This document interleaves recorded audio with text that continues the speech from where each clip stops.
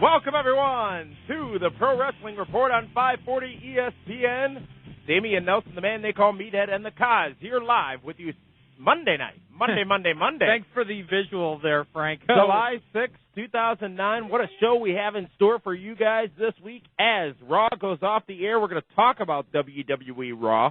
We're also going to talk about the biggest injury, the latest big injury, rather, to WWE, a WWE superstar. The trades of last week between Raw, SmackDown, and ECW, the VI3, the return of the top five, the news desks, WWE's move to gimmick pay-per-views, a new network that wants to get in the wrestling business, and fantasy draft news. This is the Pro Wrestling Report on 540 ESPN. You can call us and join us live on air at 276-ESPN. Again, that's 276-ESPN, or all over the world at 1-800-990-ESPN. That's 1-800-990-ESPN. We are also streaming live at PWRshow.com. Again, PWRshow.com, where the chatmosphere is all a Twitter about Frank Cosentino. Frank Cosentino and Twitter. He's a legend, you know. I guess aren't a match yet. You know, if you haven't become a fan of Frank Cosentino over on the Facebook, you may not know that.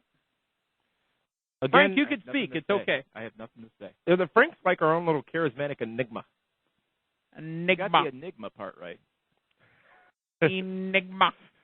Again, the number is 276-ESPN or 1-800-990-ESPN.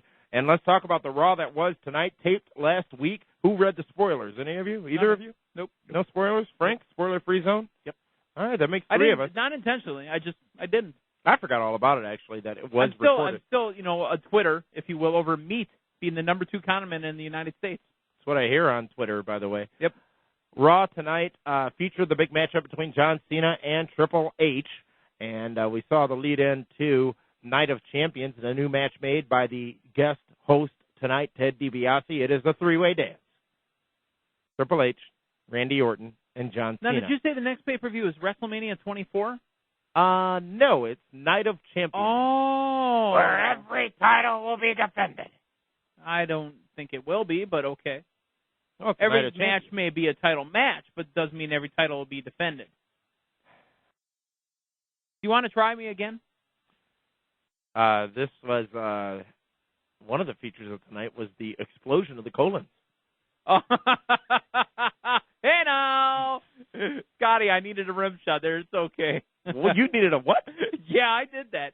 No, here we're talking about the chocolate starfish, and I don't get any sound effects. You guys see that coming? No, I didn't.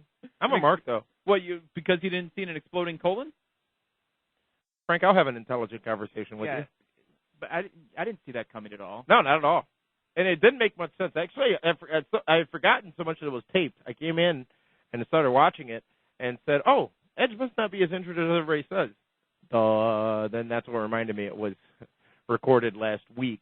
WWE in Australia, Hawaii, all kinds of other live events going on. So they had taped Raw, SmackDown taped as well, ECW taped as well, ECW, which will be on Thursday night.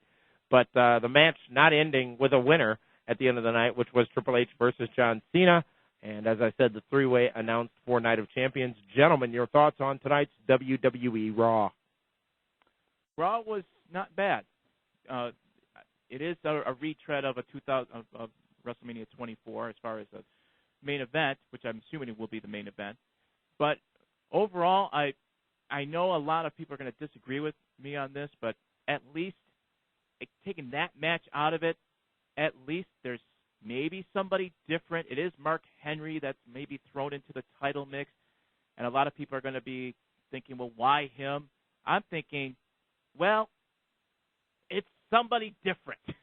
At least it's somebody different. And I know that it's not maybe the best choice, but at least it's not the same Triple H, Cena, Randy Orton kind of thing. I don't mind Randy Orton as champion, but at least we have at least a different opponent who needs mic skills like there is no tomorrow, but it's different. And I give WWE that, applause for doing something different for us.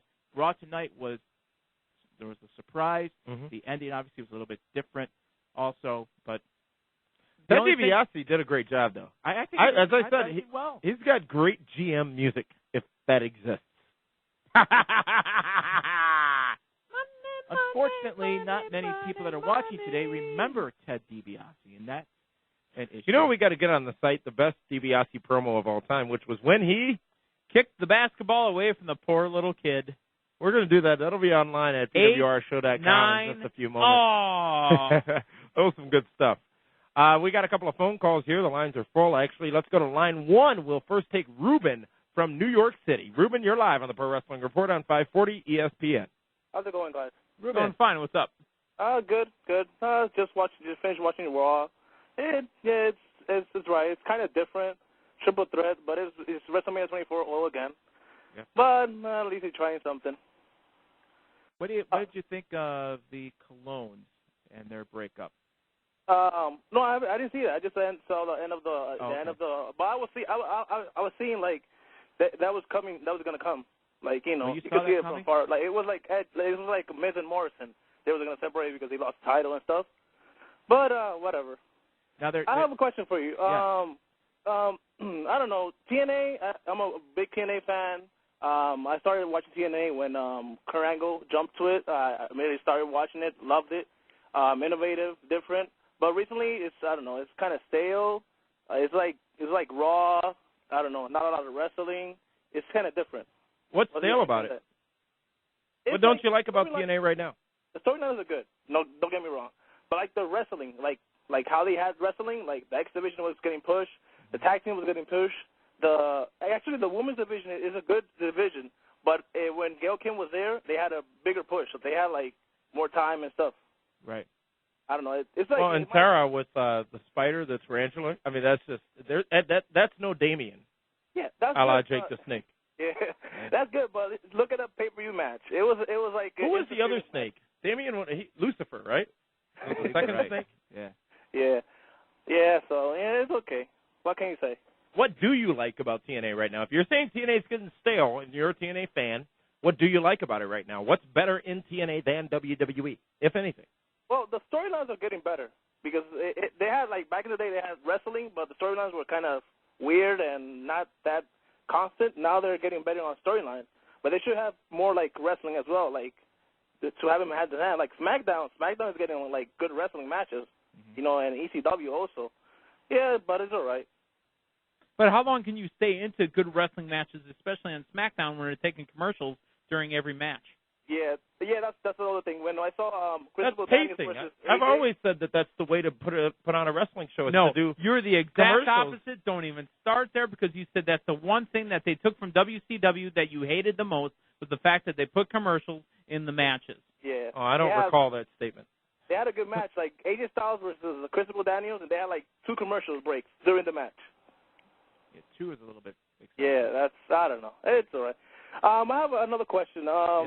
I kind of WWE, I've been hearing a lot that they don't really let their wrestlers, like, go all the way, like, give all their potential. What's your opinion on that?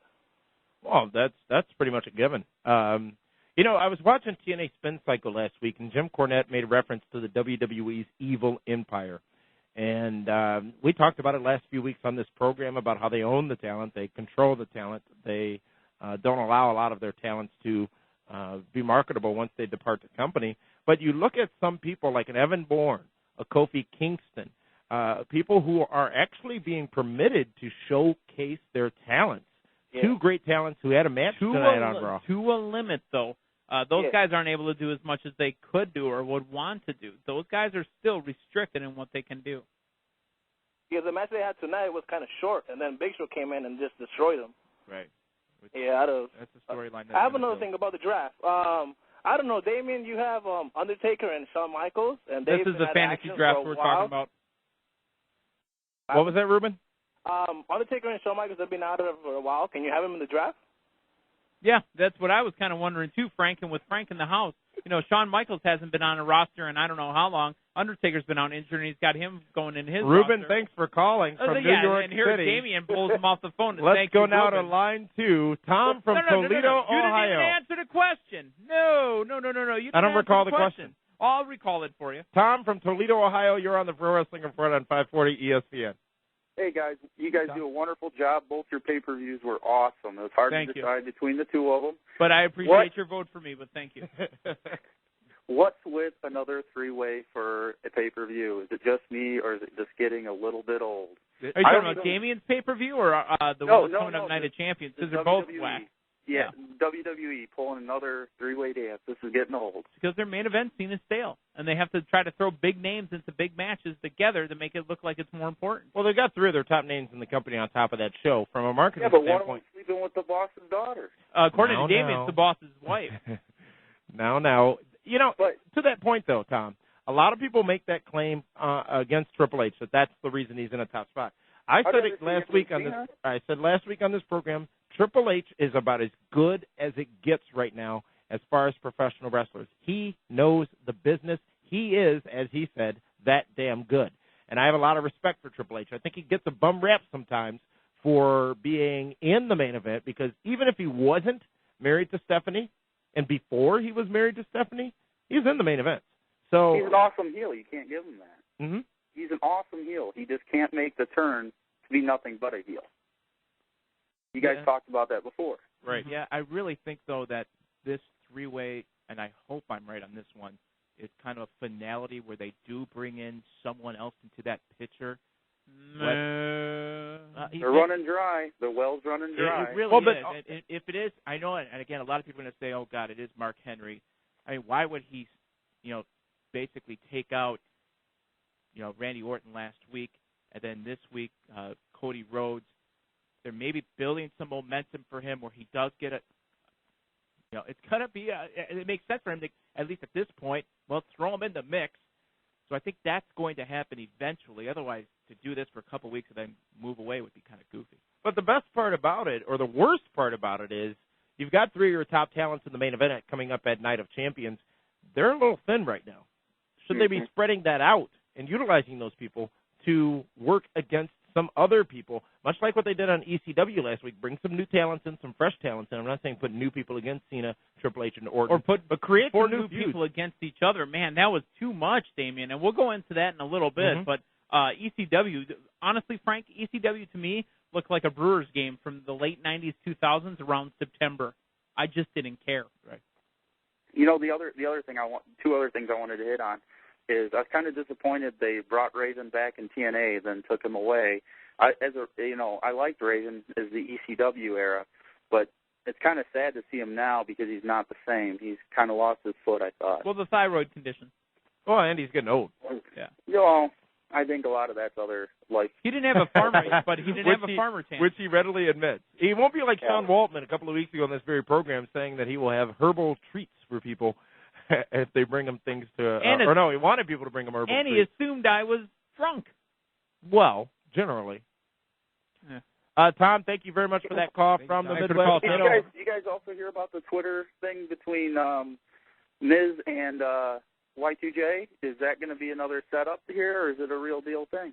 They have been sparring on Twitter. I'm waiting for the day that this happens. I'm waiting for the day that WWE does no longer allow their talent to post Twitter things, because you see them talking to TNA talent, you see them talking to each other, breaking kayfabe, and once they catch wind of what Twitter is, which they probably haven't yet, I think that they're going to put an end. Down on it. I think they're going to put an end to their wrestler accounts and create the official WWE Universe accounts. And as TNA says, why get lost in a universe when you can be part of a nation? I just saw that on their website. So thanks, guys. Keep up the good work. Thanks, Tom. Thank you so much for calling in. I think, again, once WWE catches wind of some of the stuff going on Twitter, they're going to put an end to it. Again, part of their slave driver mentality of their talent. They'll get the contract that everybody signed. They'll put a disclaimer in there as far as using the Internet. By the way, Damien, thank you. I am watching right now on PWRshow.com a little kid being brought up to the stage, Ted DiBiase. It's all about the thumbnail. Yeah. Before you play the video, Ted DiBiase's famous basketball segment, that thumbnail tells a story. Yeah. Of how great that was. Biting his fingers. Was that on Challenge or Superstars? I think it was Superstars. Let's continue on the phone lines. Let's go to line one. We've got Anthony from California. Actually, Anthony, you can call back in. You dropped off. Remember the number you can call to be a part of the show. Don't kick it. 276-ESPN, 276-ESPN, or 1-800-990-ESPN. Gentlemen, let's move on and talk about the big injury to happen over the weekend in World Wrestling Entertainment. That happening to Edge. Edge injured with a rumored torn Achilles we all know that is a painful and a long injury as far as time that Edge or whoever suffers it would be away. This happened in San Diego, California at a house show over the weekend. He was in a match with Jeff Hardy. 5 minutes into the match, about 2 minutes into actual contact, Edge landing wrong on his foot. At least that's the reports that we have. Match ended abruptly. Edge treated by EMTs and leaving the ringside area. This main event match did not happen. Edge actually getting on the house mic, the God mic as they call it, and apologizing to the fans, and has since posted on his Facebook account that, in quote-unquote, in reference to the injury, it's okay. Don't know what that means, but this, if true, will mean a lot of time away for the Rated R Superstar. Didn't we just say on this very program last week or on the TV show, I believe, Edge is tired? And I don't mean his character is tired. I mean him physically, he's tired. He's been carrying SmackDown. I mean, he has been, besides Randy Orton, one of the top heels, along with Jericho now. The Brood came out a good 10 years ago? 98. Maybe even 97. 98-ish. Yeah. With Gangrel. Think about that. 10 years in the wrestling business. Now, granted, he did have some injuries in between then. Sure. That's a pretty long time. He's had a good run.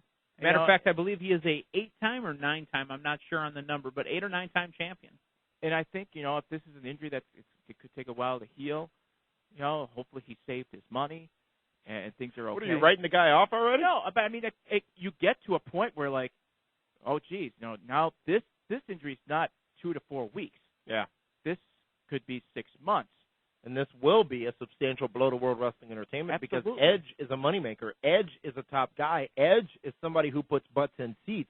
Without him, without HBK, without The Undertaker, without so many people that are injured right now, who knows what's going on with Jeff Hardy? Who knows what's going on with Rey Mysterio? WWE, as we talked about on PWR Primetime last week, I believe it was, is to the point of desperation. Yeah, absolutely. It is. And we're going to talk more about it and take your phone calls after we take this quick timeout. This is the Pro Wrestling Report on 540 ESPN and ESPNMilwaukee.com. What would happen if you won big? You think you know me?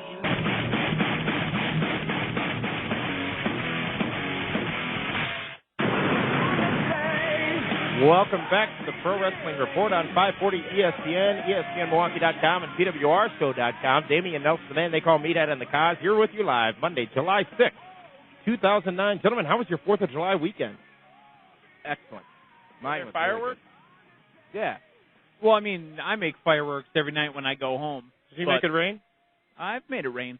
But, yeah, on the 4th, where we saw the fireworks, they were kind of weak in segment 1, then a little semi-finale. Then segment 2 started with 2-3 in a row, then a semi-finale, and then the final blowout. Nobody cares. We were talking about just before the break about Edge's injury. And the question is, what's next? This, again, major blow for WWE. It could be out for as much as 6 months. And they've got to find some new talents to step up. And our next story is going to be about the WWE trades of last week. But let's take some phone calls on this issue. I want to remind you, at PWRshow.com, we've got the Champosphere Live where you can join us. And also, all night tonight, the fans are picking the theme songs as we go. I'm okay with that. As we come back from break, just pick them in the Champosphere.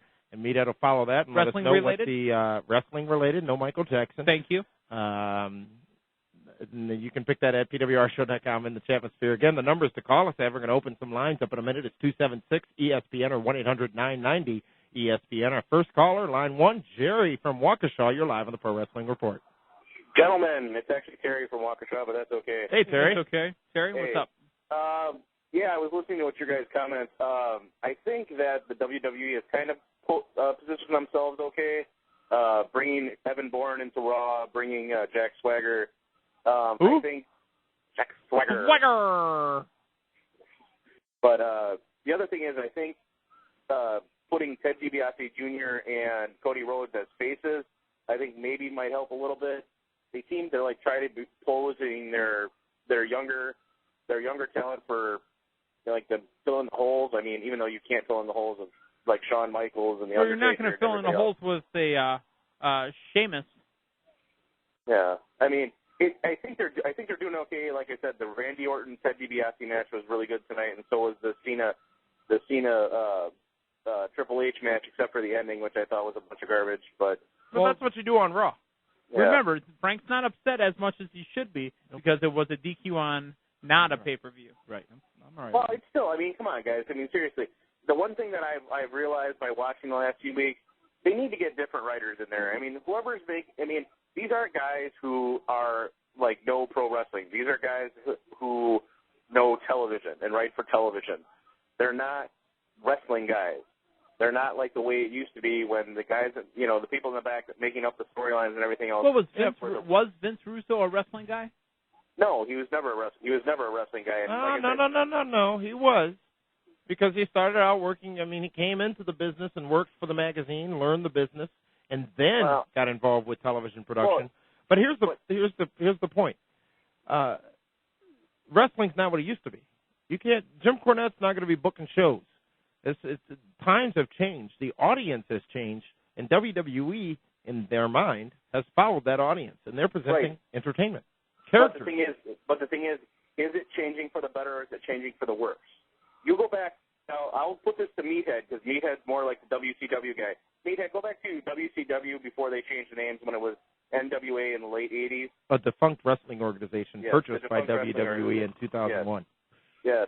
But go back to those days when it was like Dusty Rhodes versus Ric Flair, the Rock and Roll Express versus the Midnight Express. You go back, that's what wrestling is missing. It is missing classic feuds. It's missing stuff like managers and, But if they honestly went back to that, though, and trust me, I liked it when that was happening, but if they went back to that, they would lose more audience. Remember, they're trying to gear it towards the TV 13, They're trying to gear it towards the kids.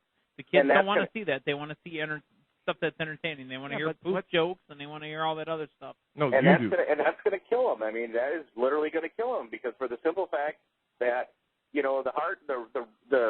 I won't say, well, I'll say the IWC or whatever, or the wrestling fans who, like me, I'd rather watch ROH or TNA or something where I don't get a lot of fluff. And I think that the WWE has got to reinvent themselves again. That's all there is to it. Yeah. They reinvented themselves several times over the years, and they need to do it again. And I'll hang up, guys, and listen to what you have to say. But great show. Keep up the good work, and I'll talk to you soon. Thank you, Terry. Let's go to line 2, Anthony from Helmore. Anthony, you're live at the Pro Wrestling Report. Hey there, guys. Hey, Anthony. I want to just comment about that one guy saying that Triple H is only in the top because he's married to the boss's daughter. Mm-hmm. But you got to realize, if he screws around literally with anyone else, he's done the company. So yes and no. Remember, it's never say never. No. Never say never in the wrestling business. She's the billion-dollar princess. Yeah, never say never in the wrestling business. If Triple H was found to be screwing around with another woman wrestler, he'd be. I doubt it. You think he'd be fine and everything would be hunky-dory? He might get a wellness policy violation. No, I think he's done. There's no doubt he's done. He's out. Done. He's gone. out EG money. And I got a comment about what they could probably do about Edge being out with an injury. Mm-hmm. They can probably have, I don't think they should have automatically Legacy win the belts, because that'd be kind of like, what the hell. But they can have, like I'm saying, Jericho can say, heck, I'm going to defend the belt. I'm going to have a new guy come in and reveals it's Christian. Then, like, a week later, Edge comes out saying, what are you guys doing? I didn't know about this. They beat up Edge, then he comes back as a face. But then they have to introduce the ass cream again for Christian, and that's a whole other line. Anthony, not a bad idea. Not something we haven't seen before either. But they're going to have some work to do to try to explain Edge away from this whole thing. And keep in mind, it's a tag match. They can come out and Edge can wrestle, quote unquote. And we'd have to come back from commercial with Edge and Jericho already in the ring. So you don't see him limping down. And I got an idea who they can have for the new guy in charge of Raw next week. Who that? Either Santino or for Frank, Kamala. Santino would be a great idea. Oh yeah, that would work. He is the general manager of the Raw. Anthony, thank you for calling in here to the Pro Wrestling Report. Remember, guys, the number 276-ESPN or 1-800-990-ESPN. We've got one more caller on line 3, Tommy from Indiana. Hey, guys. Hey, Tommy. Hey, I first heard you guys when I was visiting my sister in Oconomowoc. She's from, we were from Indianapolis. Out in the Ocon. Yeah, I gotta say I love your state. It's like a giant Canada to me. All right, I guess that's a compliment. Except without the mosquitoes, the huge mosquitoes. Yeah. But we nailed it now. Yeah. I gotta say I'm at my breaking point with two things.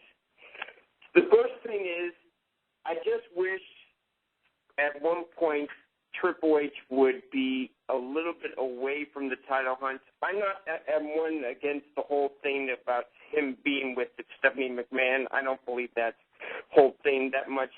But I just wish, like, at some point he would kind of step away from the action and just kind of work with maybe somebody like MVP or somebody else, where somebody else, maybe like MVP would get into the title hunt with Orton, because I think that would be an awesome rivalry. But once that happens, everybody's going to be wanting them back in the main event.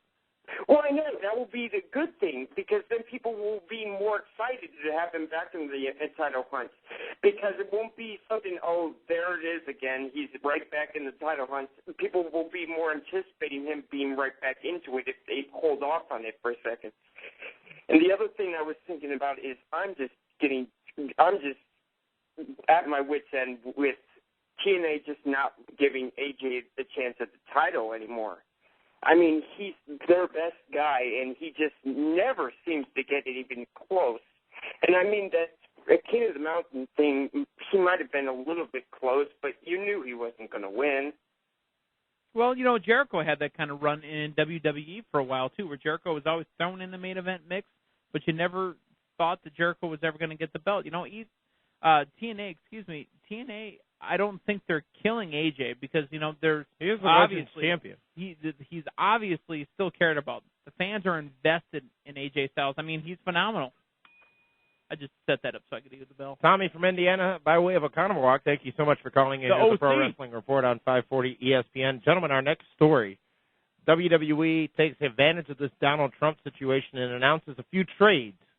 Really, and more again, when you dig deeper into the way they're trying to explain away a lot of the stuff they did, it doesn't make a lot of sense, because McMahon's letting all this stuff Donald Trump did still be in effect. But blah, blah, blah. Be that as it may, a lot of people were traded between ECW, SmackDown, and Raw, and we saw several new talents show up on ECW last week. So let's start there, gentlemen. Let's talk about the brands as they stand now, given the trades that have been made, given the injuries going on, given the contract status of a number of key talents. The first is ECW last week, which featured the New Talent Initiative more so than I've ever seen it featured, with new people showing up with the names of Tyler Rex, Abraham Washington, Damien, Yoshitatsu, and Sheamus. I am telling you, Damien, that looked like a poor man's Damien Nelson. What does that mean? He had better hair than me. He had good hair. You wouldn't know what that means necessarily, because you come from a different background. Okay. They are really testing the patience of the WWE fan. Well, that Abraham Washington segment was painful. Right. Thank you.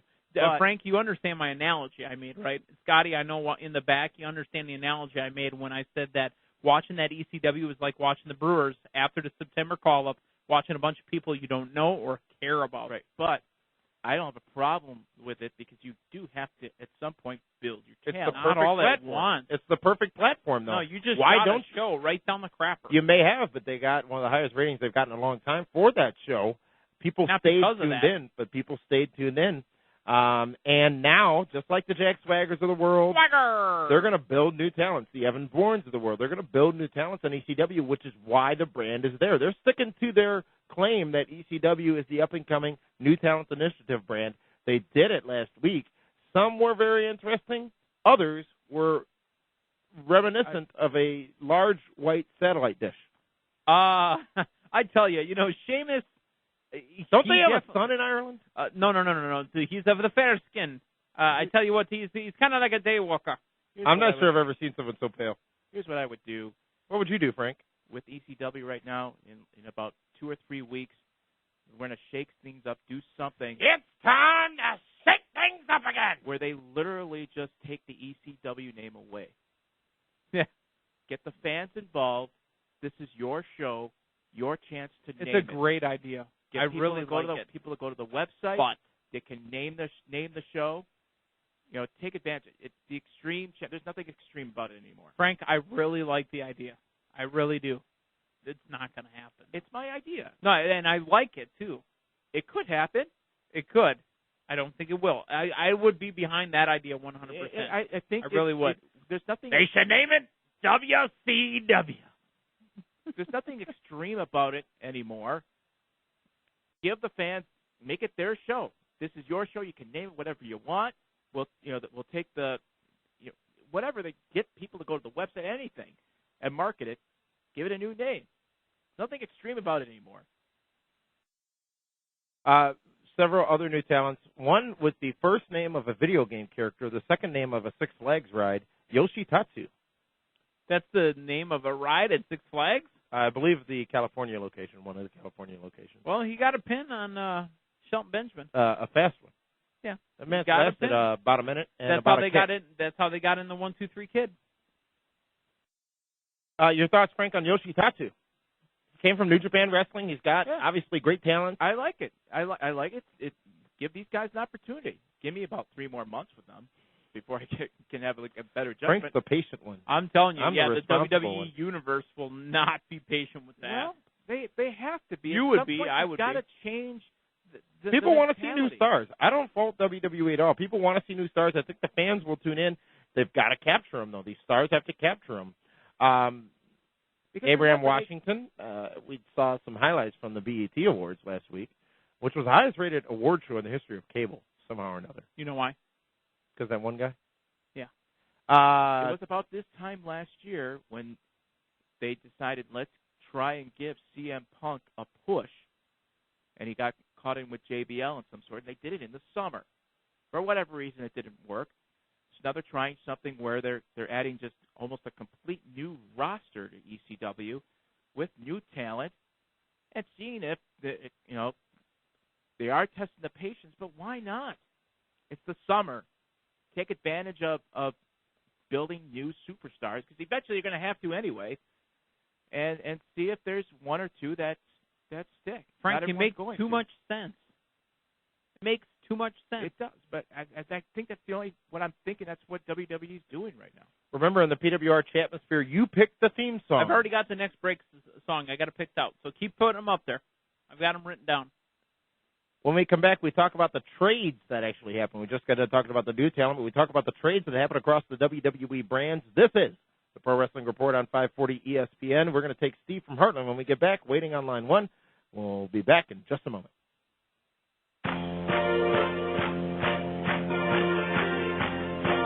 Will you stop? This is the Pro Wrestling Report on 540 ESPN, ESPNMilwaukee.com, and PWRshow.com. Who is this? This was picked by the fans out the chat. This is Simon Dean. The Simon Dean system will make you lean, it'll make you mean, and it'll help you lose weight. I know I got it all wrong. Buddy Rose on the Simon Dean system? No. Thought he was.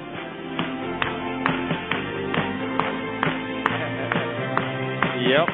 You are picking the themes tonight in the PWR Chatmosphere at PWRshow.com. And unfortunately, we are letting Meathead regulate this.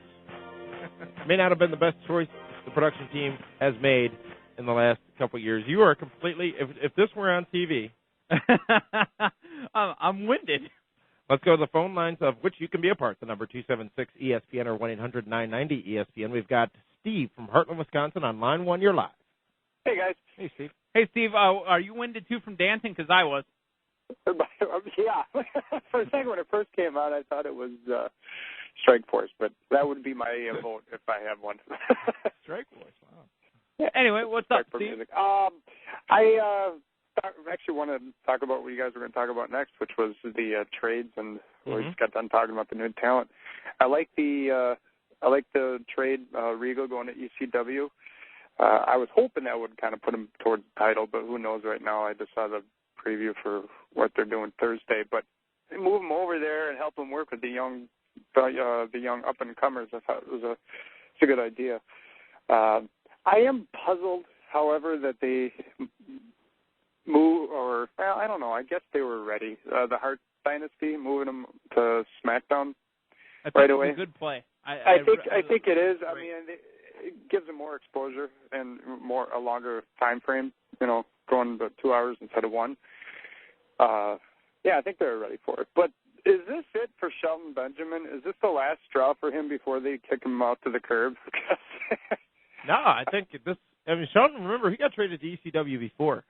Yeah, they're giving him a lot of mic time lately, and I think they're. We'll keep saying this. They're giving Shelton another chance, but Shelton's worst enemy is Shelton, and he's got the talent. He's got the skills to pay the bills, yo. And Frank, he can do it. I mentioned this on Primetime or the show last week, if you remember. Shelton Benjamin looks like a guy who has a job, not a career. He's going through the motions. But to be so talented, because there is no doubt he is one of the most talented performers in the business right now, to be so talented, and I've met the man, to be so arrogant is his problem. Oh, he's an arrogant guy, huh? From what we saw. Yeah. Yeah, he was kind not of pulled very himself. Now, wait, I met him twice, actually. I will say the second time he was a much, much better guy. The situation was different. We were hanging out, and much, much better. The first time I met him, it was surrounded by a lot of the WWE universe, and I think he might have been playing his character a little. But I've always been a Shelton Benjamin mark. Shelton Benjamin is a great talent to have around in WWE because he is worth the price of admission if you put him in the right match. Money in the Bank being completely. But just because you can wrestle very well doesn't mean you're guaranteed a job with the WWE. Yeah. John Cena is a horrible wrestler, but he's the champion. Is John Cena a better or worse wrestler than Hulk Hogan, though? But he's probably worse. Yeah. Yeah, I don't know. That's a that's a great question. That is a great question. Could be a poll question. About the body of work. That could be a 10 best episode too, where your 10 best reasons why you believe John Cena. Or that's. I'm not sure I can answer the question. I don't think I can either. I think Simon Dean was the better wrestler. But here's what about making this comparison, John Cena and Hulk Hogan, were they really wrestlers or were they overall entertainers?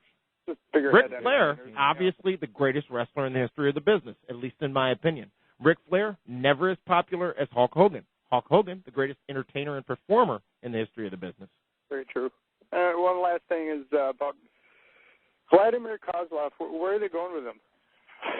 I was trying to figure it out on ECW last week with the half smiles, and he's on the heel team with Regal. But he did make a joke, didn't he?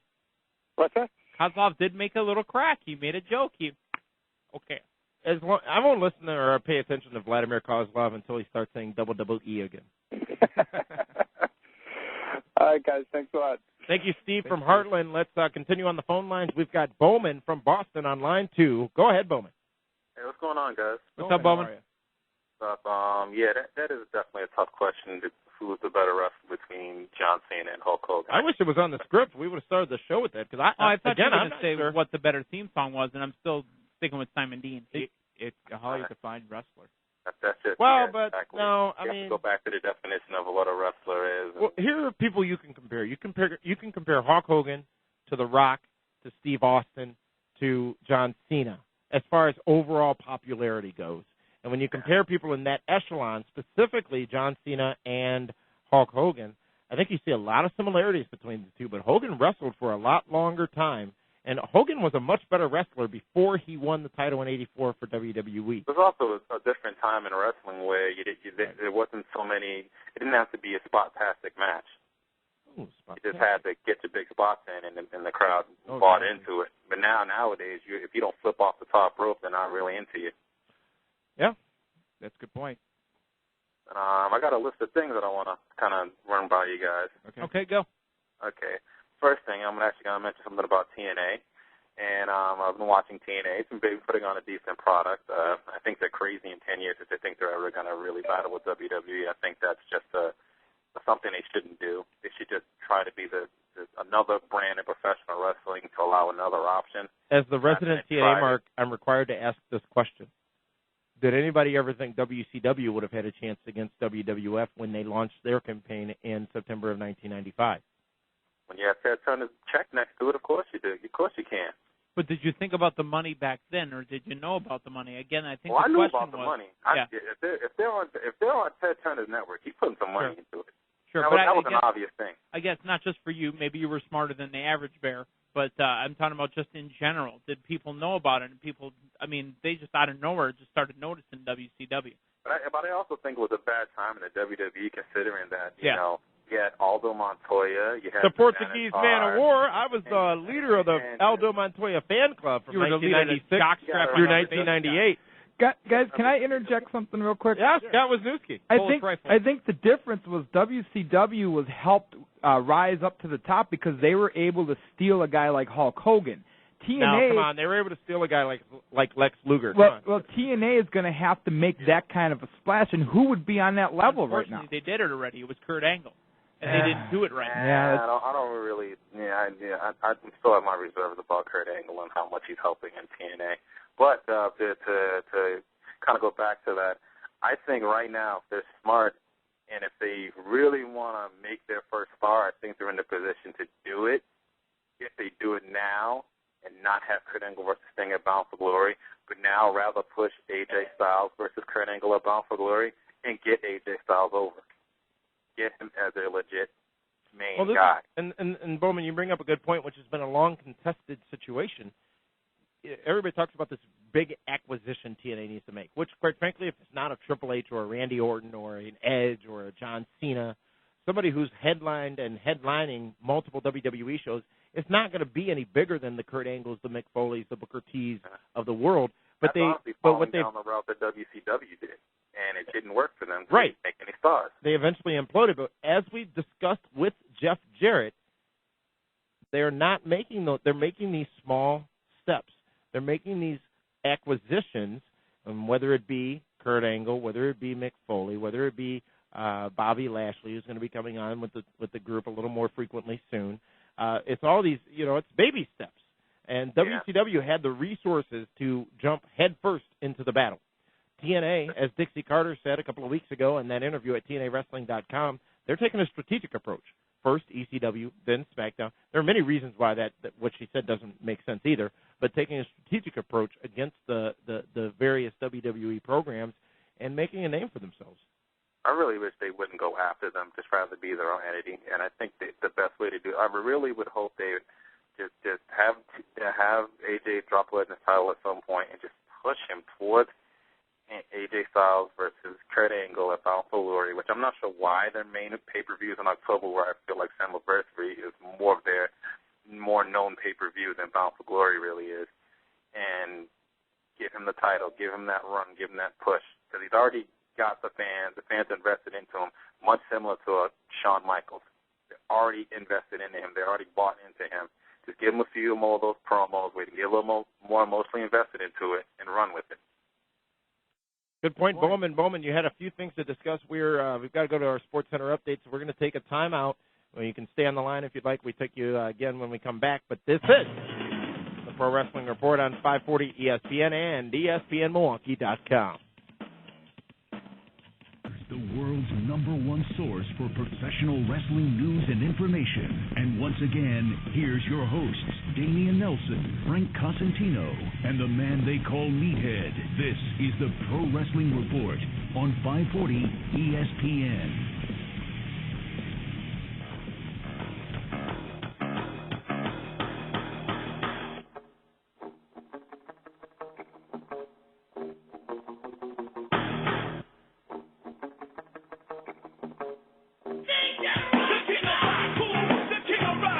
Welcome back to the Pro Wrestling Report on 540 ESPN. We kick off Hour 2. Did you catch the pyro?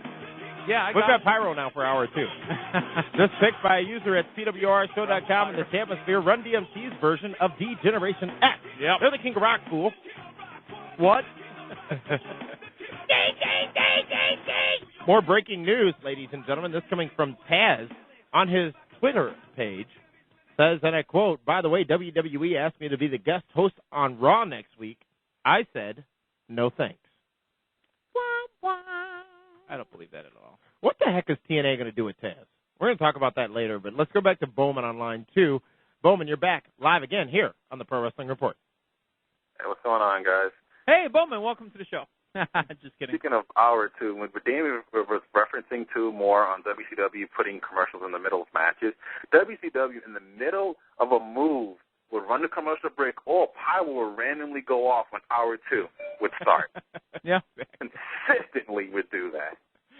But you gotta love the endings of sometimes with WCW. You get so angry. Like 2 wrestlers that come running in trying to make the save. You're not gonna be able to see this. We'll see you next week. You know, these guys are ready to run in. They even did that on pay-per-view from time to time. WCW is the king of the finger poke of doom, which was used in my pay-per-view. And that's why I Rehash. hope for your pay-per-view. Your pay-per-view was classic. WCW failed booking at its finest. Thank you. I was a huge failure turtle. That's not a compliment, in my opinion. Remember, WCW is defunct. And what another thing that I had? Oh, okay. I have 2 more things. 2 more. I think it wouldn't be a bad idea if with the summer going on right now, like Frank was talking about shaking stuff up, why not make Mark Henry the WWE champion? Ouch. As much as you would hate it, but that's the reaction that everybody got to get a new belt. It's a fan reaction, and it would be at least something different. There you go. Yeah, but we tried that last year with CM Punk, and everybody just poo-pooed it. Well, see, CM Punk doesn't have any credibility. CM Punk hasn't been in the WWE Where does Mark for Henry 15 have years. Well, he's been in Mark for a Henry's while. been in the WWE Yeah, he's been in a for while. about a He's minute. had Yeah. fans. He's had fans that follow him. Yeah. He gets legitimate cheers. Yeah.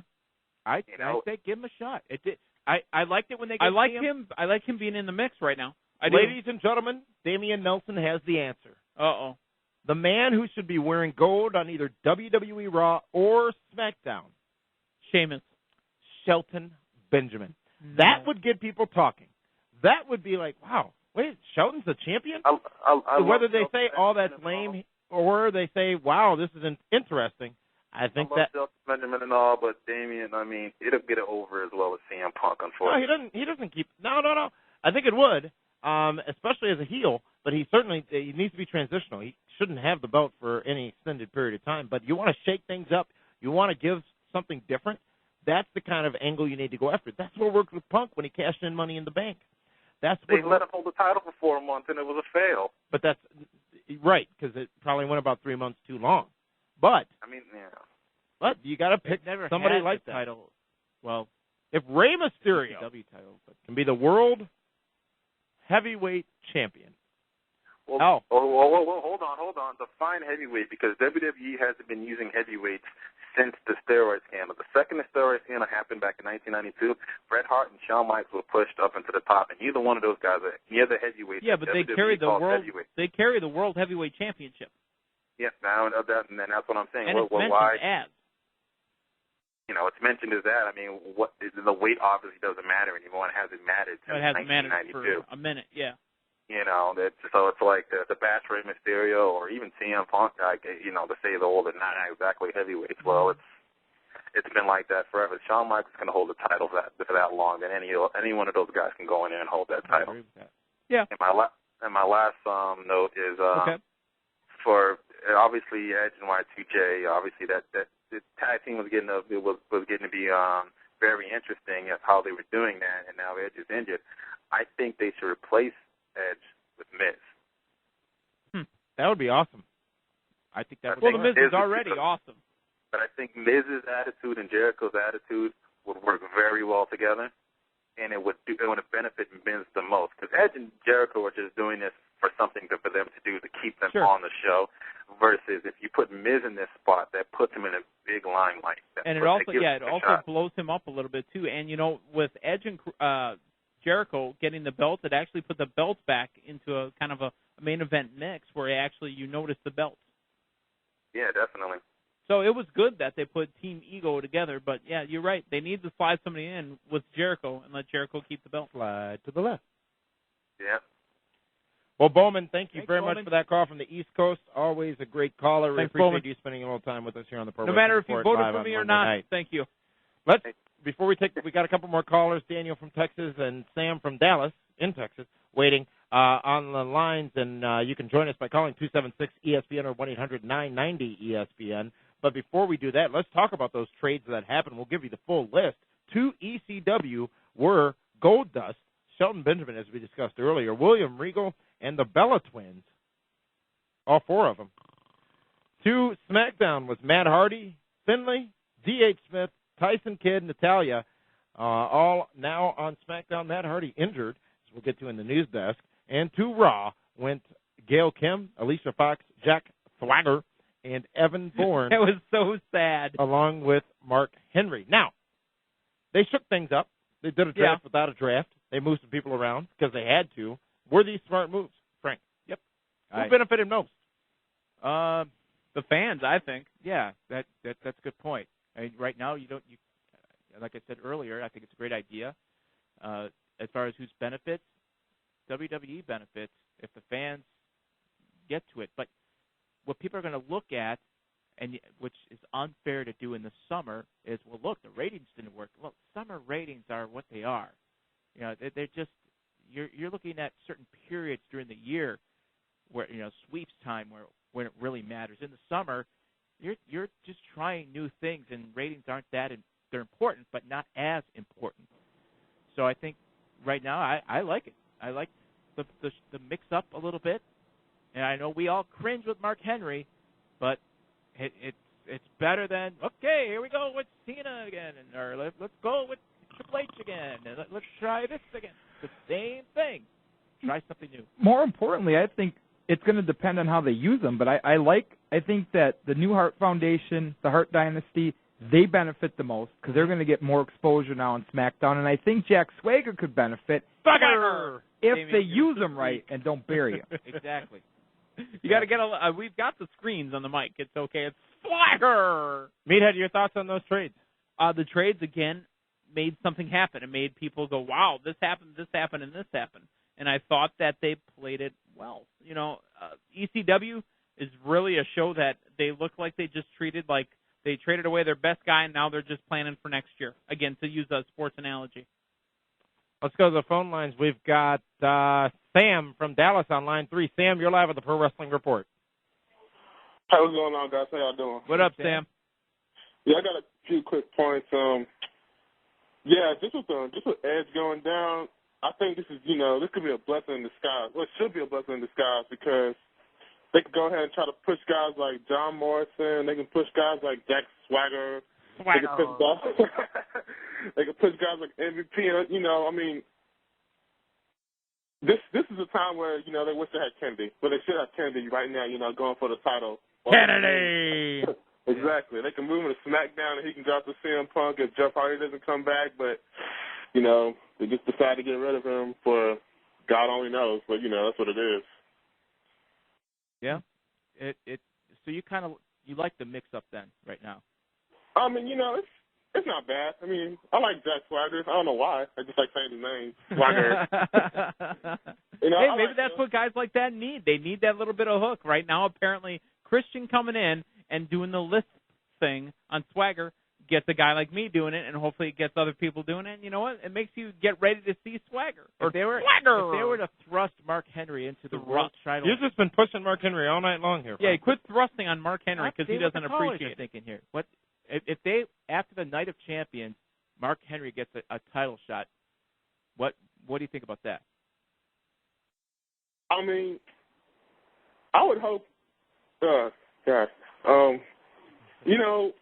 he wanted, lost of the next night, I would be surprised to say, hey, let him win it for a night, let him chain it for just one night, and he loses the next night to Randy Orton again. I wouldn't mind. Okay. It wouldn't excite me. I wouldn't be, oh man, Mark Henry champion. If it was MVP, yeah. Okay. If it was Shelton Benjamin, you know what? Yeah. If you say Shelton Benjamin, I say MVP for champ. Exactly. That would surprise me if all of a sudden they said, hey, we got a surprise entry, and it's MVP, and he just wins the belt. That would throw everybody off guard. Well, Sam from Dallas, Texas, thank you so much for calling in. And we've got another caller here from Texas as well. Daniel, you're live at the Pro Wrestling Report on 540 ESPN. Hey, Daniel, do you know Sam? No. Because I know how small a state Texas is. Yeah, no. Hey, guys, I was actually I got a couple things here. I know the cause has been talking a lot about Mark Henry, but, they got Jack Swagger in Raw now.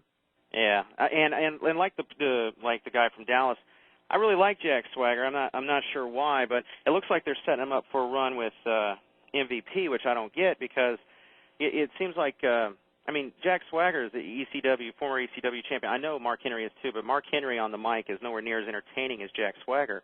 Yep. And Jack Swagger extending that olive branch to Orton on last Raw, not tonight's Raw, but last week's Raw. It just seems to me like I was expecting him to kind of get elevated into that main event scene. What do you guys think? You know what? Maybe, and this would be a stretch, maybe not now, maybe in 2 or 3 months, where Swagger comes into the ring, Randy Orton's probably thinking, yeah, you'll get your title shot, and then Swagger wins the belt out of the blue, and then shows that how smart he is, that he pulled the wool over everyone's head, and then maybe he gets a face turn or something like that. That could happen. That's down the road, but yeah, I could see him why not give him a shot? Well, I think it'd be more entertaining than Mark Henry. And then another thing I wanted to talk about, you guys were talking about, Jericho now, with the whole Edge injury thing, perhaps needing to find a new partner. I was kind of joking around. I thought it would be funny, if Jericho said he was saving the tag team division by just throwing out the belts. I know that'll never happen. But more seriously, what about Punk? I read that him and Jericho and Punk kind of gang up on Mysterio on this coming week's SmackDown.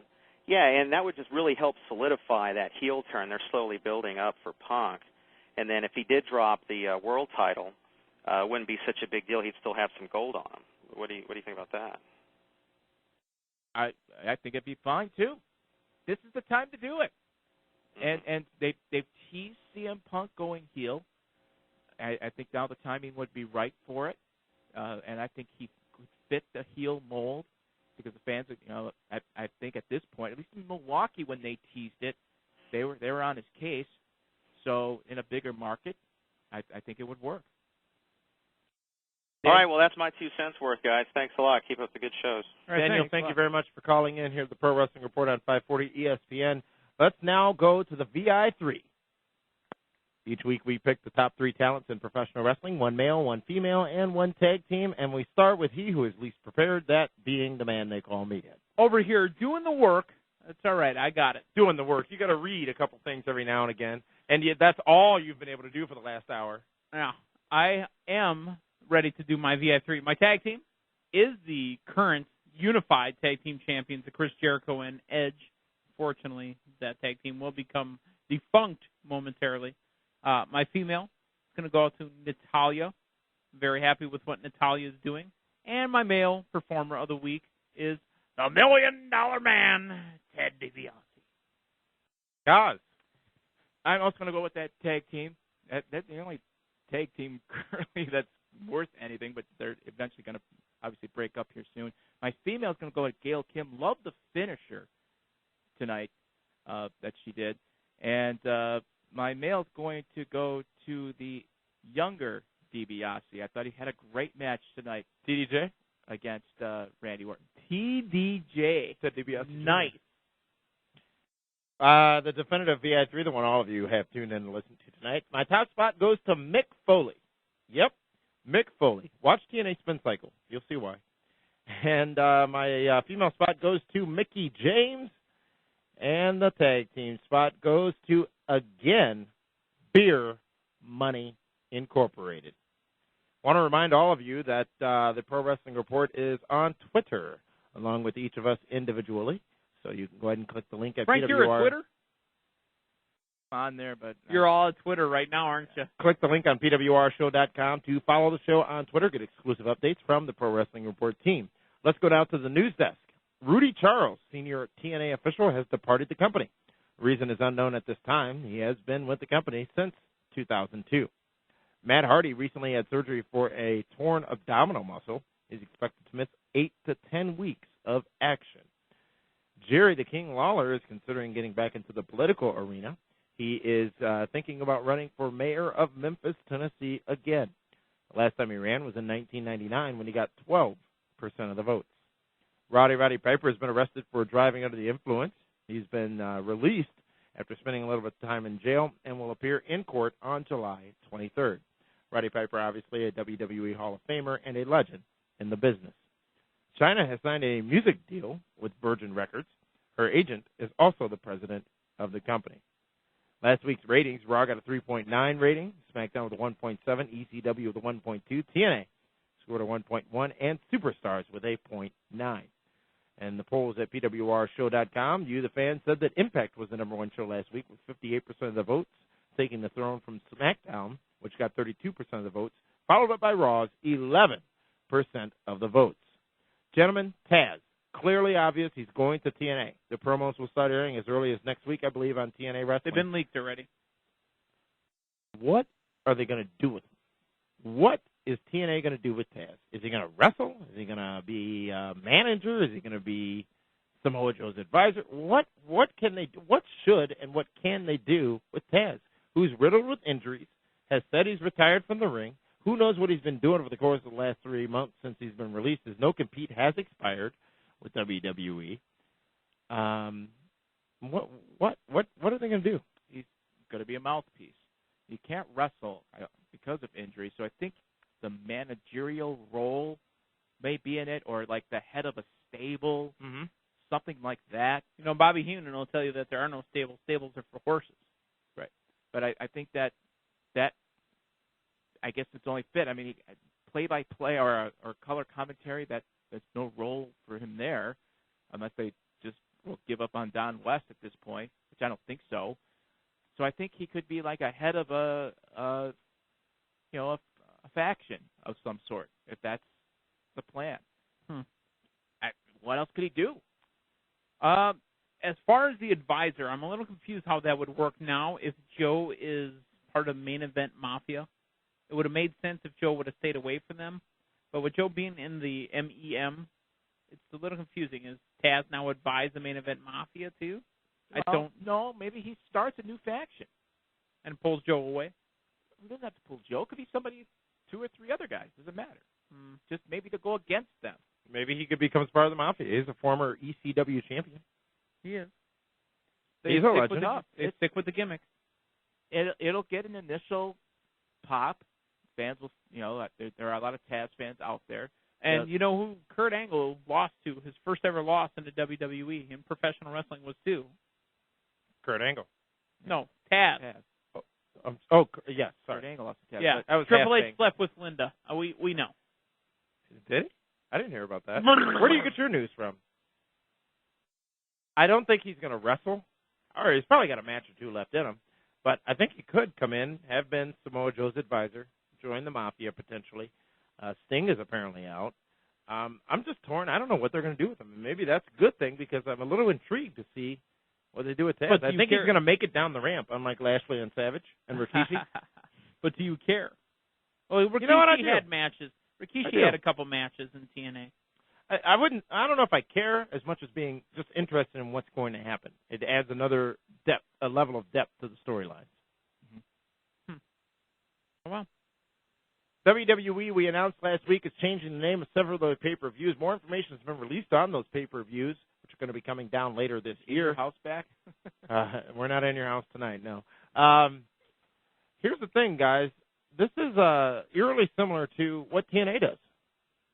You got Lockdown, which is in a little too cage, similar, but it's a formula that may have worked. We know No Way Out has become the Elimination Chamber pay-per-view. However, maybe that name will be changed to how many different cage matches does WWE have right now? Hell in a Cell, Elimination Chamber, and the Real Cage. So they have 3 different variations. That's really wearing a gimmick thin. September's pay-per-view, Unforgiven, formerly known as Unforgiven, becomes Breaking Point. All matches on that card will be submission matches. I'm bored already. I'm bored talking about it. I don't know how they can make that work and be intriguing. Every match is a submission match? Submission. Yeah, but I quit. Submission matches are just, they're boring. Right. It's just, they're so cliched. I have no desire to watch them. I mean, 10 years ago or 15 years ago, a submission, great. Let's watch Ric Flair, give his submission hold, which is the figure 4. Your top players right now, with Randy Orton, he doesn't have a submission hold. He'll get one. He'll get one, but then it just doesn't fit. I mean, they've done that to other guys before. Kicking someone in the head, maybe that's the submission. I don't know. No. They'll choke him out with a chair on his wrist.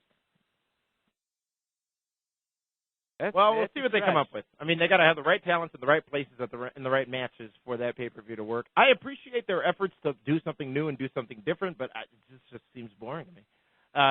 The first of 2 October pay-per-views, No Mercy, becomes Hell in a Cell. Every match presumably to take place in the cell. The Hell in a Cell has been a special match for a long time in WWE, especially since Undertaker and Mankind tore it up in Pittsburgh in 1998. What does this do to the match, the type of match, that being the Hell in a Cell, if every match on a pay-per-view is in the cell? I guess that's the one that's closest to Lockdown. A lot of matches happen on Lockdown where the cage took little or no involvement in the match. Will we see something similar at the Hell in a Cell pay-per-view? One thing that they will push, at least possibly, and you guys correct me if I'm wrong, there's never been a women's Hell in a Cell. Yeah, but there has been a women's Monsters Ball already, a women's Lockdown match. Has there been a women's Hell in the Cell match? Not yet, not in WWE. So that's what they would possibly, it wouldn't be the headliner. God, who wants to see that? But who versus who? And especially Divas wrestling in the Hell in a Cell. I think the Hell in a Cell lost its steam, honestly, when there were 6 men in it. Yeah. The Armageddon 6-pack. Rikishi was one of them. That's true. Davey Boy Smith was in a Hell in a Cell. They'd have to spin it some way, but you'd have to say something you've never seen ever. It's Mickie James versus whomever in a I take my panties off match. Cyber Sunday becomes Annihilation. We have no details on what that means or what the Annihilation. Damien, that is the only thing that needed to happen. Cyber Sunday gimmick was done. Well, Honky Tonk Man said it was legit. WWE executives said that the old titles were stale, and this is an effort to give new product. He also said that they're reevaluating the number of pay-per-views that they do each year. If you look at, especially over the course of the last 3 pay-per-views, they've had a 3-week window between each to get people to purchase the pay-per-views, and when you're looking at that amount of time and 1 month's cable or satellite bill, that's a lot of money.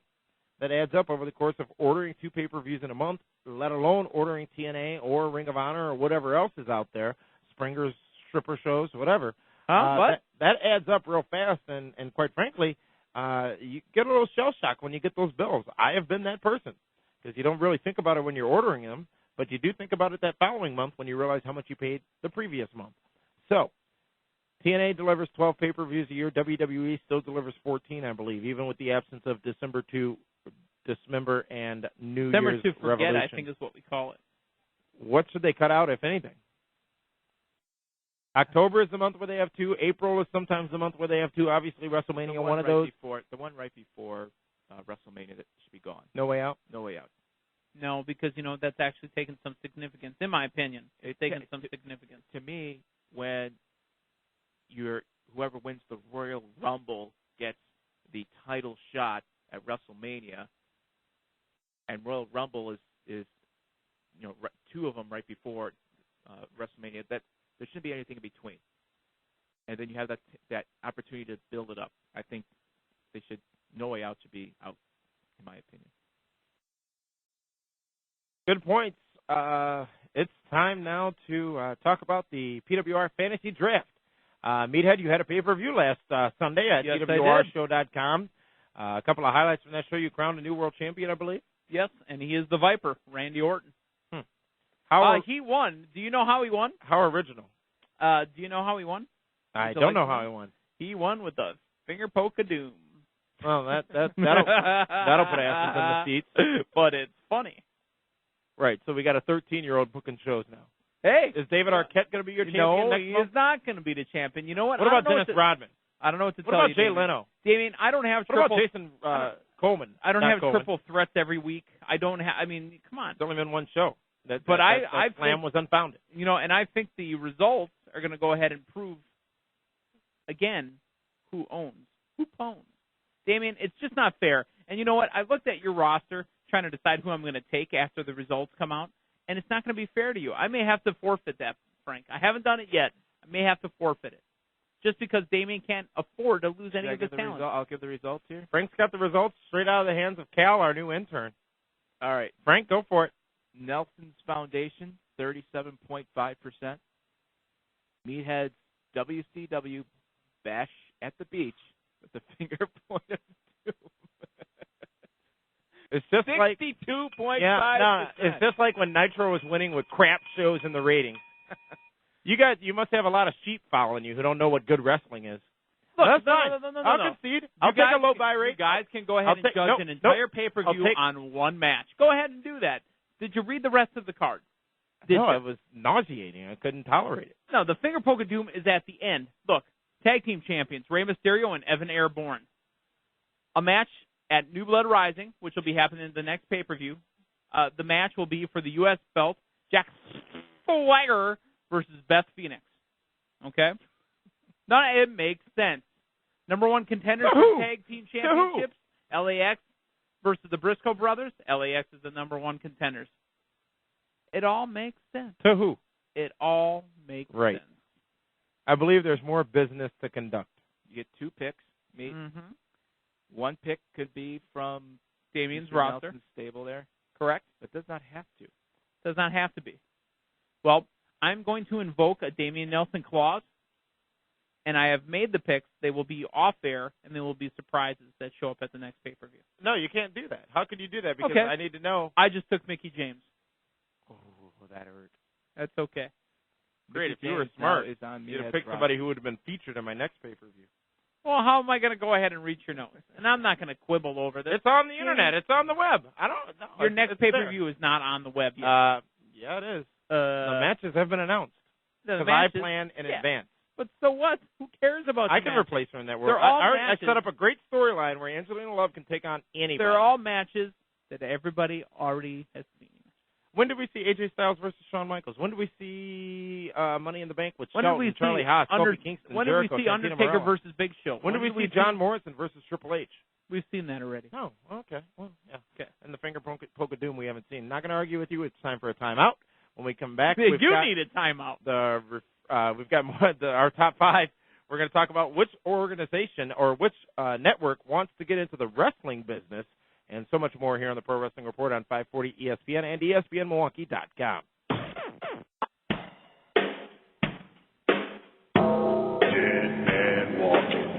You've done it now. You've done it, made a big mistake, and I can't allow. Welcome back to the Pro Wrestling Report on 540 ESPN. This is The Undertaker, picked by a fan in the PWR atmosphere at PWRshow.com. We are live Monday night, July 6th, 2009. Damien Nelson, the man they call Meathead, and the guy. I gotta go to the shadow sphere. Apparently, Meathead could make Charlie Haas versus Damien Nelson, and that's it, and would still win. Damien, you're gonna pay every time. Bah. It's just You're gonna it's hard. Damien, it's hard. Hey, you know what? It's really hard. Just like, as I said before, when WCW Nitro was winning for the ratings in 83 weeks, 42 of those weeks, they were crap shows. I know I put on the better product. It's fine. I don't have to argue with you about it. You're gonna pay. The tide will turn. Okay. The tide is on. Almost a 30% difference here. I mean, it's not even close. Frank, I didn't ask for your commentary. Oh, he's talking to the elder I statesman got cause. the facts. Here's what happened. Just like in the pay-per-views of the month, what do people vote for? The last thing they remember. That's not true. Frank, I need a ruling, though, if we could, if we're talking fantasy drafts right now. We talked about this off air. We were told to wait till the show. Edge is hurt, correct? Is Edge out? Is Edge out? Well, I'm asking. Well, he's out how many weeks? Yeah. Well, we don't know how many weeks. But he's out. He's going to be off TV because the tapings are done. He's done. He's hurt. He admitted to the crowd that he's hurt. To Twitter, he's okay. It's okay. He didn't say he's okay. He said it's okay. Anyways, I'd like to put him on my DL, just like in fantasy sports, and I'd like to pick up somebody in his place. That means I have the pick I made, which is Mickey James from Damien's roster, and then I have 2 picks coming up. 2 picks? 1 pick from winning the pay-per-view and 1 pick in place of Edge. You can't fight this one. As much as you want to go with Damien on this, you can't fight it. What do you mean go with Damien? We have had not a single discussion about this. Frank is in charge. Frank makes Were you the here decision. for the draft period, I lost every argument. I can't help that. Frank's in charge. All right. We don't want to waste too much PWR precious time on this. I just need a ruling, Frank, if you could, please. I will wait one more week. Oh, boy. Because I want to see how long he's out. If he's out a month, then, doesn't make it. But if it's a long period of time, then yes, you can put him on DL and pick someone else. Perfect. Thank you. That's Damien code for I didn't like that arrangement. The FX network is looking for either a major sports franchise or professional wrestling. Now, here's the only reason this is interesting, because, there could be a war between Spike and FX. I doubt it, but Ring of Honor is without a home on Time Warner Cable now. Could this be what Ring of Honor needs going on the FX does network? have a high-definition broadcast. They want wrestling. They want a sports team or a sports league. They had NASCAR. They want to get into the ratings race with USA and TNT. And the head of programming said the only way to do that is to get pro wrestling or a sports franchise. Frank, Meathead, your thoughts? Well, my first thought when I heard that is I'm curious why they thought of wrestling. Why not try the MMA arena as something that may fit? You can try to make their own MMA league? Yeah, something like that. I mean, it's as popular or getting pretty close to what professional wrestling is from what I'm gathering. But if they are been told, you know what, let's just pick a wrestling faction. Ask UFC if they can throw another show, even though I don't think Spike would go for that, a secondary show. Ring of Honor makes sense. Now, there's obviously marketing has to go into it, but Ring of Honor could take that and use that to their advantage. It would give them not only being on DirecTV or Dish Network, wherever it is, but then Time Warner Cable gets involved and Comcast. And that's just a larger audience is what they're looking at. There's money that's involved in it too, but ROH makes the logical sense. The only other thing they could possibly do, this would be a long stretch, as WWE has different shows. Maybe this is TNA's other show. Now that's a great play too. But again, I think the problem would be that Spike TV loves TNA. I mean, they love TNA right now, and if it's not for TNA, Spike TV may not be in as good a position as they are right now. Do you think Spike would allow TNA to even try to put another show on another network? They'd say, well, we'll find time for you. Well, WGN has superstars, but that's a different deal. Well, but I mean, they are WGN is not truly in competition. I mean, there's a different demo right there. But I mean, if TNA wanted to try and put another show, I think it would work. Well, they're trying to get Spin Cycle on probably Spike.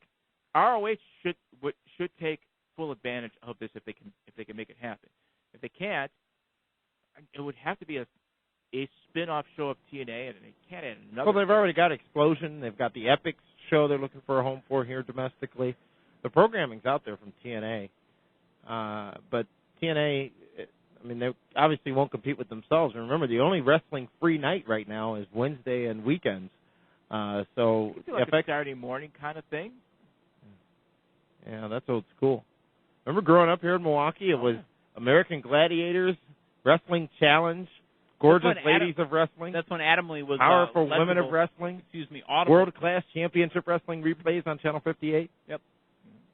Those were the days. Are you guys concerned, though? Like, there are many reasons why WCW failed, but I think one of their biggest problems was they had too much programming. And when they started Thunder, it just watered down everything. Do you think TNA could run the risk of watering themselves down? No, I don't think so, because WCW also had Saturday night at that point, too. Well, they could water. Yeah, it could be. They're still new enough where you're just trying to get more people to watch your show, and if it's cheaply done to do on a weekend, on a Saturday morning or a Saturday night or something like that, to kind of recap what happened for the week, I don't know. It could be Shotgun Saturday morning. There you go. But ROH should take full advantage. This would be their opportunity to take it to the next level, at least getting a broader audience. What does this say about wrestling, though?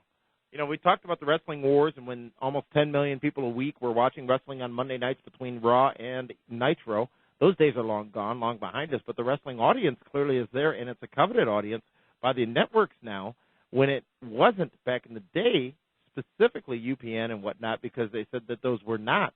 The demographics that wrestling was bringing were not the people that advertisers were looking for, and they really are, at least as of late now.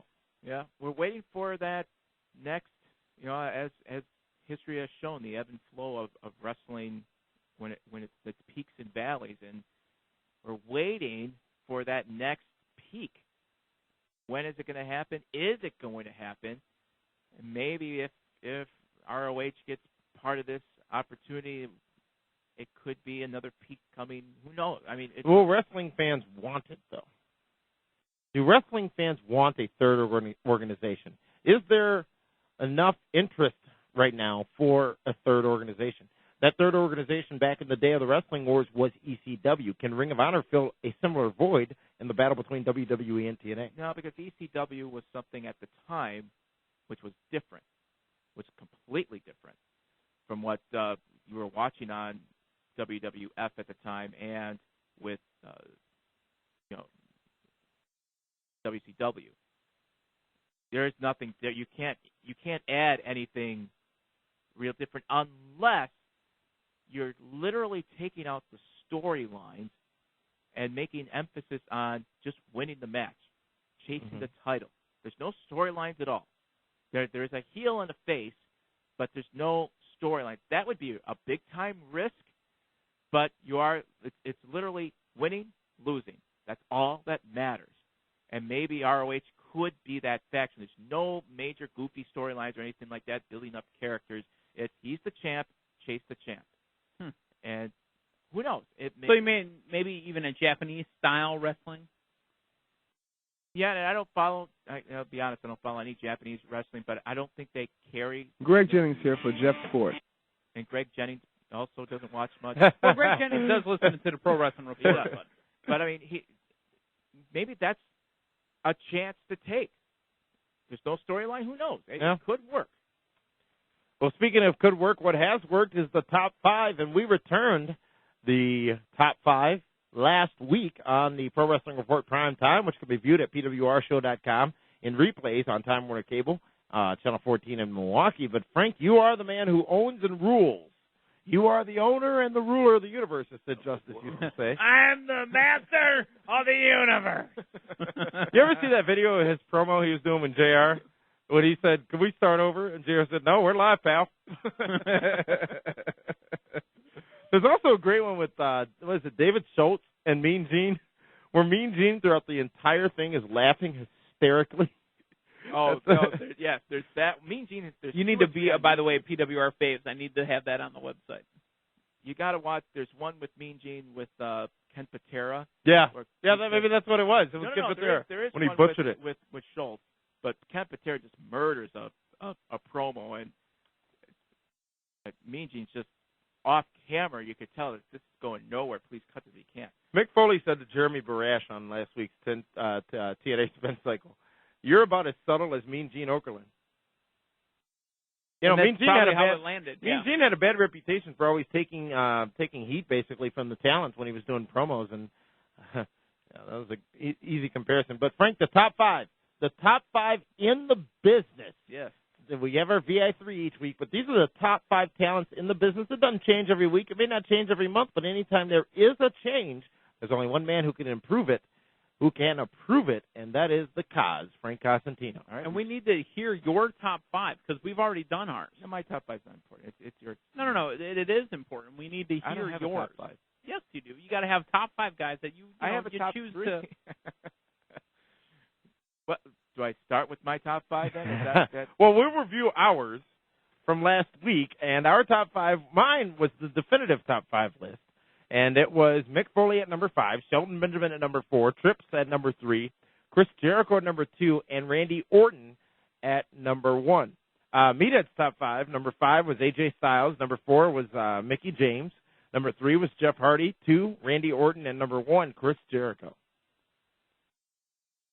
All right. I can't. And again, we need a ruling. Do we have to have you around if I just want to take a player? Because I mentioned how phenomenal that AJ Styles could be, and he may move up my list. So do I need Frank Cosentino around to move somebody up and move somebody down? You can move it, and you can move up and down. Just adding and subtracting, we need you. Yeah. Okay. That's so you're not going to share with the world your yours? top 5? Top 5 names in the business right now? Top 5 According most influential people in the business right now, according to the cause? The people want it. Well, AJ Styles, for me, ends up being, okay, I'll start with AJ Styles being number 5. Okay. All right. Now, it's not any order. Here's my thing about doing top 5. People think, well, why don't you have 5? They're so closely knit. My top 5 is just AJ Styles. It'll be. This is classic Frank, by the way. I'm trying not to. Did Michael Cole write that? I'm going to add Samoa Joe also in there. I will add Randy Orton. So far, Randy Orton, the only man to make it across all 3 lists. I'm still going to keep Santino Marella in the mix because he's Italian. He was great on Raw. Oh, yeah. I got one more. Honestly, he's pooing all over your top 5. This is why Frank doesn't stay after 11. No, my limo's outside. My They're burning fuel. They charge you extra for that? It's a cannoli with, one more, Frank. Kamala. Yeah, Chris Jericho. Add him. You sound so passionate about that. Chris Jericho, another man to make it across all 3 lists. Now, I don't know if we talked about this on air because I get a little confused at times, but who would make a good, great host of Raw? Santina Marella. Yeah, we talked about it earlier in the program. Not on air. It was in break. It possibly here's was. What he could do. Now, is it be stealing a movie gimmick and what's hot right now? Uh-huh. But like My Name is Sasha, Borat? Yeah, like Sasha Baron Cohen does, where Santino comes up with a new, totally different character. Sure. Well, all these characters came off this TV show.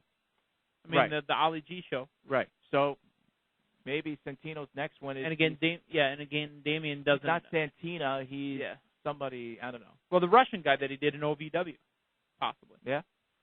Damian probably hasn't seen it yet. I've been bugging him about him for probably about 2 years to go see the Ali G in the house. I'm a busy man. It's a very funny movie. Borat's in it. I wouldn't doubt that. Wait, I don't think Bruno's in the movie though. Well, Frank, thank you for your top 5. Just to review it, you were so emphatic in your delivery. AJ Styles, Samoa Joe, Randy Orton, Santina Marella. You did that. I think if we go back in the history books, in the annals of time, we will find some Italian on your list. I think. Well, I can't confirm this at this time, but I'm ready to project that Salvatore Sincere was on your list at one point. Paloma also. But here's my thing. I like going old school with my number 1. And I don't know if you guys will let me do that. As in the old, when you said we're bringing back the top 5, my gimmick, quote unquote, was my number 1 was an old schooler. If you guys allow me to do that, yeah, you can do that. Bobo Brazil. He's not Italian though. Why don't you use former NWA jobber, the Italian Stallion? Frank Stallone? That's a possibility. He used to lose every Saturday night on TBS. That's right, he did. Okay, there you go. Mark it down. That's it. Mark the tape. Mark it. As we close out the show here, one last thing, and that is Beat the Meat. See, now we didn't talk about Beat the Meat all night long. We didn't talk about it in Beat the Meat. We didn't bring it up at all. Now, Damian did this on purpose. I didn't do a dang on thing on purpose. Just to see me squirm. No, you should come prepared. You should I'm show up ready to go live on air for 2 hours. Prepared. I am prepared, and we take phone calls. And then we do. And we take phone calls. I've been working the chatosphere. Listen, for Beat the Meat, we haven't taken phone calls for months. You get submitted via email, and you know that. But we've been taking phone calls. I figured we didn't have enough room in the show. Clearly we do. If you want me to do it, I can do it. No, I got it. No, you don't. Who is credited for breaking Bruno Sammartino's neck in a WWF ring in 1976? God. That was the year I was born. I didn't do it. Evan Bourne? In other words. PWRshow.com. Comments is where you send the answers, and we'll mention it next week. Once again, who is credited for breaking Bruno Sammartino's neck in a WWF ring? That was when it was the Worldwide Wrestling Federation. Worldwide. All right, are you ready now? I'm done with my gimmick. MilwaukeeWrestling.com is another place you can find the Pro Wrestling Report, the podcast, the radio show, the TV show, and all that. PWR Primetime is going to return next week, but we do have a special video presentation coming up this Wednesday at PWRshow.com. Be sure to check that out. Also airing this Friday night right after SmackDown on Time Warner Cable Channel 14. And you can check all that out there. Last thing we've got tonight is WWE executive finally speaking about Total Nonstop Action Wrestling, saying that TNA is competition, but also going as far to say this. While WWE is a significant force within entertainment and pop culture, TNA is pro wrestling, and WWE is entertainment. Who said this again? The WWE head of the International World Wrestling Entertainment Efforts. Saying WWE is entertainment and TNA is pro wrestling. Have you watched TNA lately, sir? I watch it about every I'm not week. talking about you. I'm talking about this Oh, gentleman. this guy? Yeah. But TNA is certainly more wrestling driven. Hell, is SmackDown really more or less wrestling than Impact? I think SmackDown's got more wrestling than Impact. How can you say TNA has more wrestling? I didn't. I just said SmackDown. I'm not saying you say that. Oh. I'm saying the gentleman. He said, she said? Yeah. It didn't say it had more. It just said TNA is pro wrestling, WWE is entertainment. Now, TNA does market themselves as that when they were saying we are wrestling, now switching over to Cross the Line. But this is really the first time publicly WWE has acknowledged TNA as competition. It's the international guy that says it. Correct. Who shouldn't be talking at all. Well, let's not forget, though, TNA, big in the UK. Sometimes getting equal or close to the ratings that Raw and SmackDown get over in the UK. Smaller audience, smaller overall potential audience, but they certainly are in closer competition there than here. And WWE obviously goes to the UK a couple of times a year. TNA getting ready to go on a UK tour as well. TNA, again, we talked about their strategy earlier, how they're going to try to attack WWE. And one of the things they're doing, and Dixie talked about it, is the international market. What is different? Why would the international fans be more in tune to TNA than the domestic fans here in the States? Well, there's certain wrestlers that the UK fans would like to see, the Mick Foleys of the world and AJ Styles of the world, that they would have to push. It maybe not the product, but it's the wrestlers that they would like to check out that they haven't seen in a while live. I think, and we did have one viewer say that they do actually see TNA advertisements on WWE programming over across the pond. Yeah. So I guess it's an easier marketing play. WWE does not have things as buttoned up across the pond as they do here in the States. As far as we talked about, they have creative control over some of the ads that air during their programming. Any other wrestling promotions or ads that air nationally during their programming, they have the opportunity to veto on most of their channels, and they pretty much own the wrestling product over here in the States. But things are a little different over in the UK. So TNA's got a better opportunity over there, and they've certainly been taking advantage of that opportunity. Is this the first step of them overtaking? Maybe that's where they really need to put their foot down and really build a bigger product. Now, would it be good for us here? No, not really. But I think that's really where they need to put their foot down. If they have an advantage there where they're, either head-to-head or neck-and-neck, I think they really should. Toe-to-toe, foot-to-foot, face-to-face. We'll know when... Back-to-back, belly-to-belly. Hey, now, world's colliding. We'll know when they make a big push, when they have some type of prime time special. TNA? Yeah, when they... Here in the States? Yeah. That's when they're going to go, let's go for it now. As long as it's not taking Raw's time slot and as a pre-taped highlight segment or show like they did when they had that golden opportunity a couple of years ago. Yeah. When they had, was it the dog show that they were? Yeah, Raw was preempted for some reason. It was either dog show or tennis. It was dog show. And TNA had the, we're going put on a Monday night, package. got a special show, and they did a highlight show. Yeah. And the worst thing about that one, it flipped from video to film back and forth. But you know what, though? When you're sitting in a room, in a conference room, hey, why don't we show everybody what we're all about? Why don't we show everybody what our product is? I think they dropped the ball, though. It probably sounds good and looks good on paper. Eisenberg, Weisgold, and Carlson a call. And Blau, Reitz, and Clemens. But, again, over in the UK, TNA is pretty huge. They had their largest live audience to date over in the UK when they were over there a while back. They could really be knocking on WWE's doorstep. At some point. It'll still be a while, but at some point, unless they're financially set. Who, TNA? Yeah. Oh, they're all right. If they are, then let's just keep. I don't know if they have a benefactor, as Brother Love did. Yeah. So the next time we're with you, we've got more of the fantasy draft.